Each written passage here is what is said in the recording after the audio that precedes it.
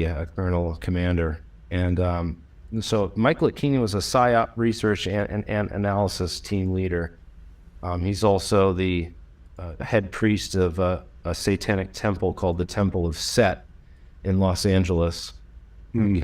Or was for years. He might be retired now. He's quite old. He might have actually passed away. I'm not sure what Michael Aquino is doing these days. But yeah, he was a good friend of John Alexander's and into all this, psychological network. And in that Mind War document, he talks about, how the Vietnam War was the first war that was televised, and by Jane Fonda and other reporters bringing the footage of the Vietnam War back to American audiences on television for the first time.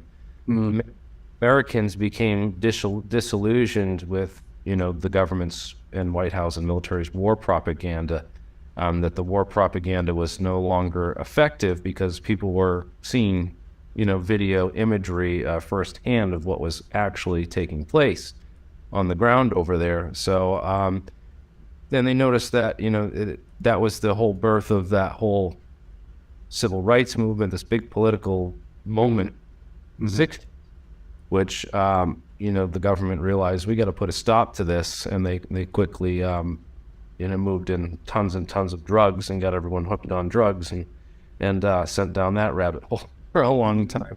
The war on drugs, which has been an utter failure and led to more cartels and billionaires. The whole Guzman thing with El Chapo, and he wouldn't have existed if it weren't for all that stuff. People like that wouldn't exist. They wouldn't be in bed with the Mexican government like they are completely, and with the banks. Again, becomes this thing like Grays for humans. Like it's just, it becomes applicable because the billions that but they I launder just find and this drug fascinating. money So for the I hope that cartels we can delve every more into year. that, or someone delves more into that with Jason, because I think understanding what it's they're really about is interesting, going it's and important. There's something learning going on about there. all I can that feel stuff, it. because Some I information see a coming lot on of there. that mind So, war, but with that that, psychology let of us go victory. ahead and They realized, they had to do put a our stop to gratitudes and this, start to wrap this up. And so I'll information toss flow, the and then the mic free back to Miss thinking, Linda, and then so also she could thank that all of our idea live streamers. you need to create fake you guys are leaders, amazing, then let the leaders especially when we betray have you or let you down technical over and difficulties over and we're a again. little The late. best. And you need to see like other people who are close to you, like just give up or fail or flail out or something, and all those factors would be significant psychological operators to get people I love our abandoned Facebook post, group because or just you guys are become wonderful disillusioned with the each battle other. that they're trying to fight, And whether if it's you're for not part of schooling. that, then please jump into the Facebook Whatever. group. And if there's a challenge, Yeah, these are the post it in the age-old group and get tactics people's that we ideas. see If you're being looking utilized. This something that you're thinking might this be a subject great is so business and you want vast, people and to there are type in many or check it out, angles through which we feel can begin to free. chip You know, away this at the is our issue and community discover to new support information each other and and bring grow. things to Or the if you have an forefront. So it's certainly experience, not you just want not a feedback from the linear group. path of inquisition Love when that we attempting have to that as unravel a way to the grow UFO closer. mystery and the government So, involvement thank and you for especially being I guess the overall participatory implications in of our what is discussion, truly because going it's on not here. just all about That us, being it's about said, you I'd be interested too. to Thank you know from both of for you reaching what you out to personally us feel are the most individually, important aspects of this subject to for focus on. our So how about services Bruce? and Let's start with for you. buying What is most coffee. I know important to you personally? that really helps Yeah.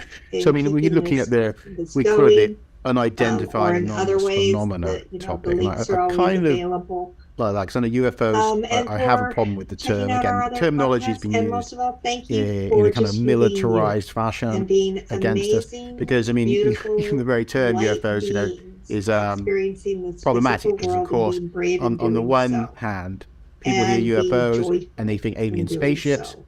On the other Because hand, other you people matter, hear every UFOs and single they one of think you matter. idiots seeing clouds and Venus and That and is it doesn't exactly really mean right. anything. I'm actually, before you Thank carry you, on, Miss I'm Linda. reminded of Neil deGrasse And Tyson going, it's unidentified, so we don't know what it is, So so we next can't say it's week, alien because it's I'm unidentified. putting So together a exactly show. It's playing still into in that the problem mix, with the but I think it's going to come categorization, together because it feels absolutely. right.